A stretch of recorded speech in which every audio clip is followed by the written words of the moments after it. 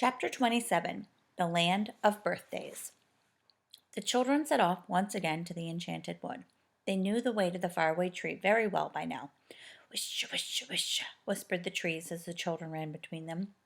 Bessie put her arms round one and pressed her left ear to the trunk. What secret are you saying today? She asked. We wish you happy birthday, whispered the leaves. Bessie laughed. It was fun to have a birthday. When they came to the faraway tree, how marvelous it looked. The folk of the tree had decked it with flags because it was Bessie's birthday, and it looked simply lovely. Oh, said Bessie, pleased. I do feel happy. The only thing I wish is that I had proper party clothes on, not my old ones. But that could not be helped. They were just about to begin to climb the tree when Dame Washalot's big washing basket came bumping down on the end of Moonface's rope for the children to get into. Good, said Joe. Get in, girls. They all got in, and up they went, and went up the tree at a tremendous rate. Moonface must have someone helping him pull, said Joe, astonished. He had. Mr. Whiskers was there with what's-his-name and the old saucepan man, and they were all pulling like anything. No wonder that basket shut up the tree. Many happy returns of the day, said everyone, kissing Bessie. Oh, good, you're not in your best clothes, said Moonface. We wondered if you would make it a fancy dress party, Bessie. Oh, I'd love to, said Bessie, but we haven't got any fancy clothes. We can easily get those in the birthday land, said Silky, clapping her hands for joy. Good, good, good. I do like a fancy dress party. Everybody's ready to go, said Moonface. The elves are just below us. Where's Saucepan? Hi, Saucepan, where have you got to? He stepped into your slippery slip by mistake, said the elf, appearing out of Moonface's house. He went down the slide with an awful noise. I expect he's at the bottom by now. Good gracious, just like silly old Saucepan, said Moonface. We'd better let down the washing basket for him or he'll never get up to us. So down went the basket again, and old Saucepan got into it and came up with a clatter of saucepans and kettles. Now, we really are all ready, said Moonface. Silky, what's his name, Saucepan, the Angry Pixie, Dame Washalot, Mr. Whiskers, the elves. Gracious, what a lovely lot of people are coming, said Bessie, seeing all the elves and tree folk on the branches below. Is that Mother Washalot? What a nice old woman. Dame Washalot was beaming. For once, in a way, she was going to leave her washtub. Going to the land of birthdays was not a treat to be missed. Come on, then, said Moonface, and he led the way up the ladder. Up he went, popped his head above to make quite sure that the land of birthdays was there, and then jumped straight into it. Everybody climbed up. That's all, I think, said Moonface, peering down. Oh, no, there's someone else. Whoever is it? I thought we were all here. Gracious, it's my clock, said Silky, the one I got in the land of Take What You Want.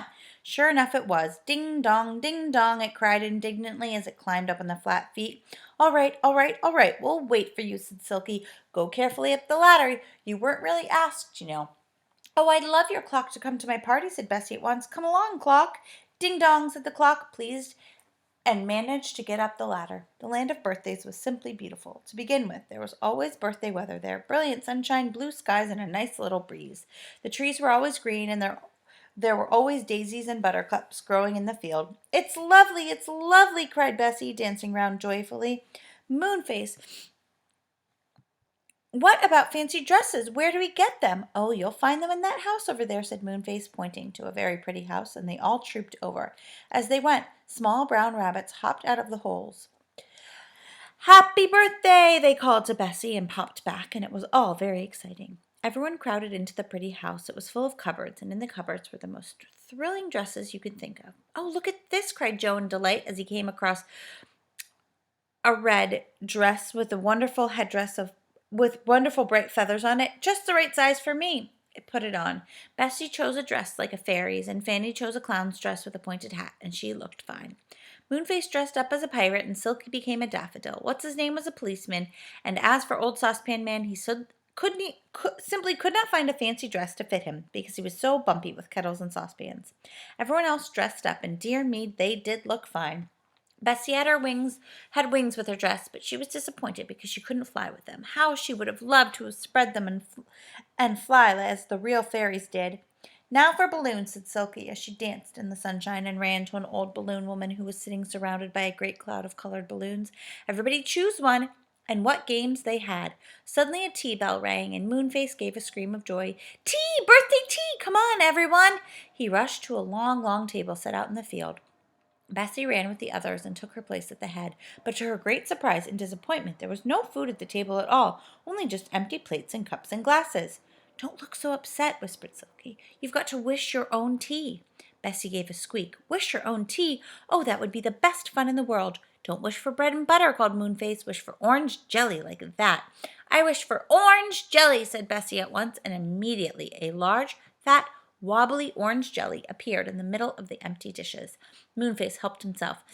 Wish for strawberries and cream, cried Fanny, who simply loved those. I wish for strawberries and cream, said Bessie, as an enormous dish of strawberries appeared with a large jug of cream beside it. And I wish for chocolate biscuits, too, and iced lemonade, and chocolate blancmange, and treacle pudding, and strawberry ices, and fruit salad, yelled someone. Sausage rolls, cried what's-his-name. Jam tarts, begged Mr. Whiskers. Ding dong, said Silky's clock in a great excitement, and everyone laughed.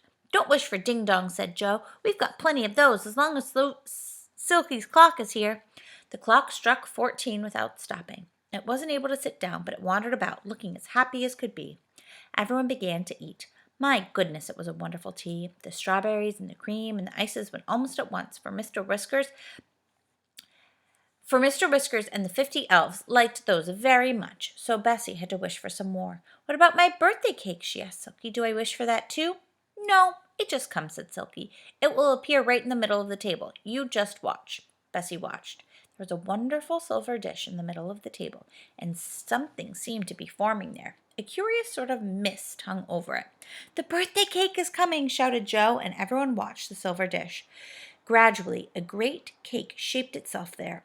Oh, a wonderful cake with red, pink, white, and yellow icing. All around the sides were flowers made of sweets. On the top were 8 candles burning, for Bessie was 8 that day. Her name was written in big sugar letters on the top. Bessie, a very happy birthday. Bessie felt very proud. She had to cut the cake, of course. It was quite a difficult job, for there were so many people to cut it for.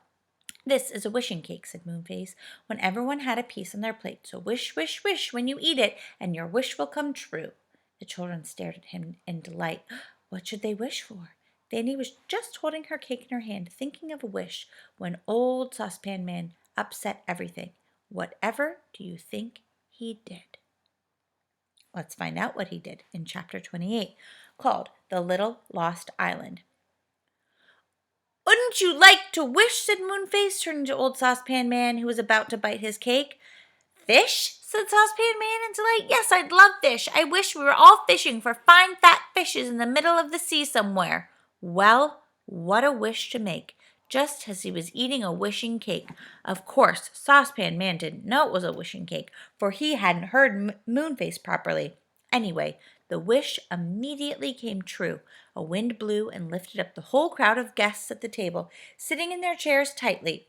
They flew through the air for miles. Nobody fell off. Everybody looked astonished and scared. Whatever was happening?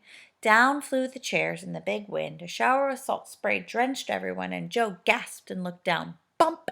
He and everyone else landed on soft sand, rolled off their chairs, and sat up, blinking in surprise. The long, bearded elves looked frightened. Moonface kept opening and shutting his mouth like a fish. He was so astonished. Joe was cross, and so was the angry pixie. Now what's happened? Said Dame Washalot in a most annoyed voice. Why have we come here? Look at all those fishing rods, said Silky, pointing to a row of rods standing in the sand with their lines in the water. Waiting for MS, groaned Moonface. Silly old Saucepan didn't hear what I said about wishing. He thought I said fishing, and he wished us all here, fishing in the sea. Goodness, said Bessie, alarmed. Where are we, then? I think we're on a little lost island, said Silky, looking round. It's a funny little place, always floating about and getting lost, but there's always good fishing to have from it.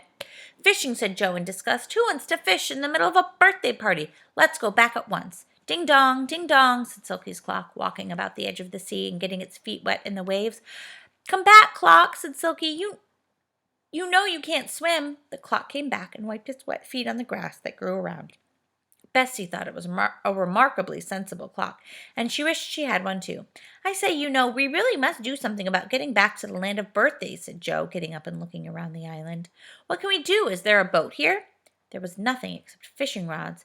Nobody even took up one of those, for they didn't feel in the least like fishing. The little lost island was just a hilly stretch of green grass and nothing else. I really don't know what to do, said Moonface, frowning. Do you, Mr. Whiskers? Whiskers was dressed up like Santa Claus and looking very fine indeed with his long beard. He rubbed his nose thoughtfully and shook his head. The difficulty is, he said, that none of us has any magic with him because we were all in a fancy dress and our other clothes are in the land of birthdays, so the spells and magic we keep in our pockets are not here. We shan't starve, said what's his name. We can always fish.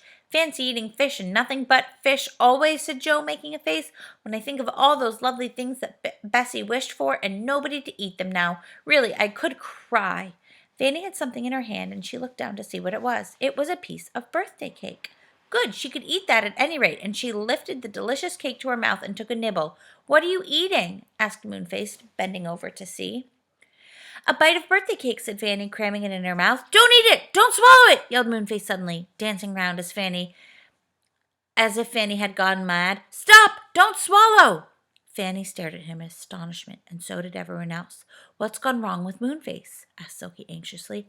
Fanny stood still, with her mouth full of birthday cake, looking in amazement at Moonface. What's the matter? She asked, with her mouth full. You've got a bit of wishing cake in your mouth, Fanny, said Moonface, hopping first on one leg and then the other. Wish! You silly girl, wish! What shall I wish? Said Fanny. Wish us back in the land of birthdays, of course. Everyone yelled in excitement. Oh, said Fanny, I didn't think of that. I wish we were all back in the land of birthdays, eating our tea. Darkness fell round everyone very suddenly. No wind came this time. Moonface put out his hand and took Silky's. What's happening? Then daylight came back again, and everyone gave a shout of surprise and delight, and they were back in the land of birthdays. Yes, there was the table in front of them, and more chairs to sit down on, and the same delicious food as before. Oh, good, good, good, good, good, shouted everyone, and they sat down at once, and they beamed at one another, very thankful to be back from the little lost island. What a strange little adventure, said Joe, helping himself to a large piece of wishing cake. Please be careful what you wish, everybody. We don't want any more adventures like that in the middle of the party. I wish that my wings could fly, said Bessie, as she munched her cake, and at once her silver wings spread themselves out, and she rose in the air like a big butterfly, flying beautifully. Oh, it was the loveliest feeling in the world. Look at me, she cried, and everyone looked, and Fanny called out to her, Don't fly too far, Bessie, don't fly too far. Bessie soon flew down to the table again, her cheeks red with excitement and joy. This was the loveliest birthday party she had ever had. Everybody wished their wishes except Old Saucepan Man, who had already wasted his. Fanny, too, had wished her wish when she was on Little Lost Island, but when she looked upset because she had lost her wish, Moonface whispered to her, Don't be upset. Tell me what you really want to wish, and I will wish it for you. I don't want to wish for myself. Oh, Moonface, you are so kind, said Fanny. Well, if you really mean it, I did want a doll that could walk and talk. Easy, said Moonface at once. I wish that Fanny had a doll that could walk and talk. And at that very moment, Silky cried out in wonder and pointed behind her. Everyone looked up, and coming along on a small, plump leg was a doll, beautifully dressed in blue, with a bag in its hand. It walked to Fanny and looked up at her. Are you my mummy? It said in a tiny doll-like voice. Oh, you lovely, beautiful doll, cried Fanny in the greatest delight, and she lifted the doll on her knee. It cuddled her up and said, I belong to you. I am your doll. My name is Paranel. What a sweet name, said Fanny, hugging the doll. What have you got in your bag, Paranel? All of my other clothes, said the doll, and opened her bag. Inside were nightdresses and dressing gowns and overcoats, a mackintosh, overalls, dresses, and any kind of clothes. Fanny was simply delighted. Oh, I shall love to dress you up and take you with me wherever I go, she said. What did you wish, Joe? Asked Bessie. Joe was looking all around and about, as if he expected something to arrive at any moment. I wished for a pony of my own, said Joe. Oh, look! Here it comes! What a beauty! A little black pony with a white mark on its forehead and 4 white feet came trotting up to the party. It went straight to Joe and nuzzled him gently with his nose. My own pony, cried the little boy in delight. My very own! Let me ride you. I shall call you Blackie. He jumped down on the pony's back, and together they went galloping around the land of birthdays. Oh, there was nobody happier than Joe in the whole world at that moment. Now let's play games, said Moonface, capering about, and as soon as he said that, the table vanished and the music began to play. Musical chairs, shouted Silky as the chairs suddenly put themselves together in a long row. Come on, everybody. Tomorrow we will read the last chapter of the book called Safe Back Home Again, and goodbye.